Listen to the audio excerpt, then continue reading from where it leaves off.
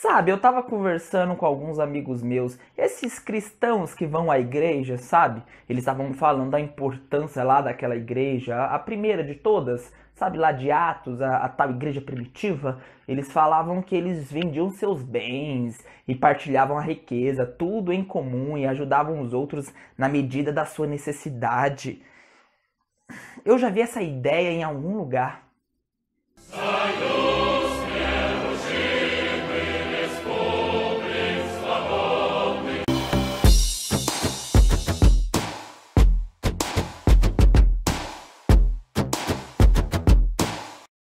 Bem, consciência de classe.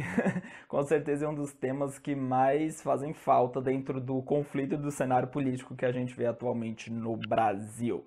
Existem diversas pessoas que juram com todas as suas forças pertencerem a uma elite econômica desta nação. Entretanto, eu não sei nem se é do interesse da grande elite dessa nação realmente fazer com que essas pessoas se emancipem e percebam a real condição social a qual elas pertencem. É só você fazer uma análise simples. Nós estamos falando da oitava maior economia do mundo. O Brasil, então, produz muita riqueza, mas nós não estamos nem perto de ser a oitava maior educação ou o oitavo maior IDH. Isto é, a produção de riqueza está muito bem consolidada aqui no Brasil, entretanto, ela parece cada vez mais monopolizada na mão de um pequeno grupo específico.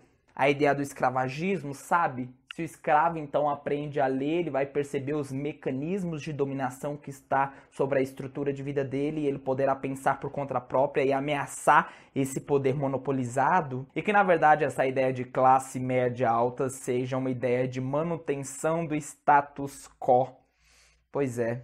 E aí o que a gente tem que fazer para resolver esse problema? Tomar os meios de produção, fazer uma grande revolução do proletariado, porque o que a classe operária produz a ela tudo pertence? O que pode exemplificar muito bem essa ideia é o próprio conceito de mais-valia. Se você parar para pensar num pequeno operário, numa fábrica de produzir cadeiras, eu sei que o exemplo é pobre, mas vamos continuar só para manter a linha do raciocínio. E essas cadeiras são vendidas por um valor X de R$ 50 e a mão de obra dele produz somente 4 cadeiras por dia. Estou jogando tudo muito baixo, né? Suponhamos então que a partir desse exemplo ele irá produzir de riqueza para a empresa um valor de R$ 200. Semanalmente, se ele só trabalha de segunda a sexta, sempre jogando abaixo, ele produziria R$ 1.000. Em média de 4 a 5 mil reais, então por mês o salário dele é muito menor do que isso. Isto é, ele está sendo explorado e a força de trabalho dele está sendo vendida a um preço muito inferior ao que ele realmente produz para essa classe. Ou seja, estamos falando de um único funcionário. E se nós levarmos esse exemplo a todos os funcionários desta empresa, a quantidade de lucro que a gente vai ter reduzida de maneira hegemônica a uma pessoa específica é muito maior. A ideologia é a ideia, então, de fazer com que essa classe que está abaixo e que é de fato aquilo que produz a riqueza desse pequeno grupo hegemônico, é exatamente a ideia de fazer com que essa pessoa não tome consciência da verdadeira classe a qual ela pertence e se torne cada vez mais dócil a esse mecanismo que vai manter a sua pobreza. E aí nós podemos refletir sobre esta ideia não só como uma questão reduzida de um único indivíduo, mas nós podemos pensar em escala global.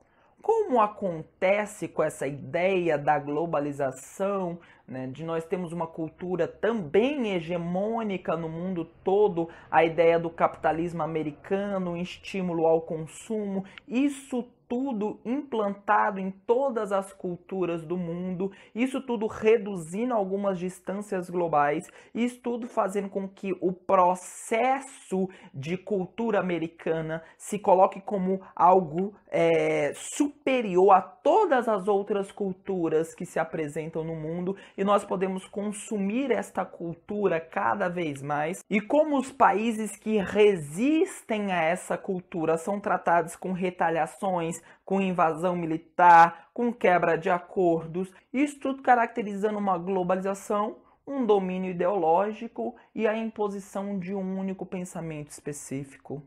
Então a ideia de dominação ideológica ela aparece em escala global e uma escala também muito reduzida.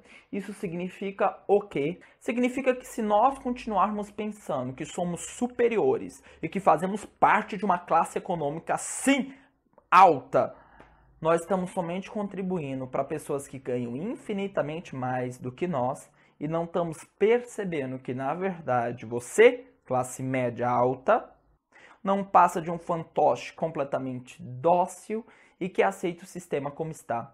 E ao tomarmos consciência da nossa classe e percebemos que a base de toda a produção de riqueza ela pertence ao pobre, a partir desse momento nós podemos criar mecanismos que podem distribuir melhor essa riqueza. E com certeza essa seria uma verdadeira revolução. Mas olha, eu não tô dando ideia nenhuma, ok? Jamais faria isso.